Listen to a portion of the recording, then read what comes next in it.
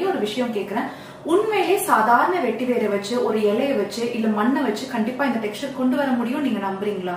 அதுல இருக்க இன்கிரியன்ஸ் மட்டும் தான் யூஸ் பண்ணி அந்த ப்ராடக்ட் ரெடி பண்ணிருக்காங்க நீங்க நிஜமா நம்புறீங்களா?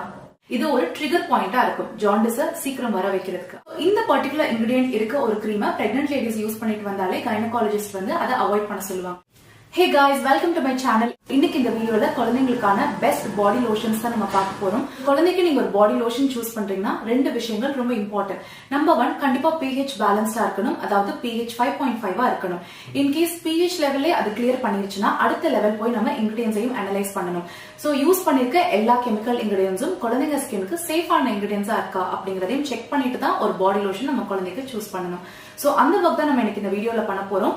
பிளஸ் இந்த வீடியோ வந்து ரொம்ப சிம்பிள் அண்ட் பிரிசைஸா இருக்கணும் அப்படிங்கிறதுக்காக மார்க்கெட்ல வந்து சேல்ஸ் ஆகிற டாப் பிராண்ட்ஸான ஒரு 8 to 9 பிராண்ட்ஸ் தான் இன்னைக்கு நம்ம கம்பேர் பண்ணி ரெண்டு கேட்டகரியா நான் டிவைட் பண்ணிருக்கேன்.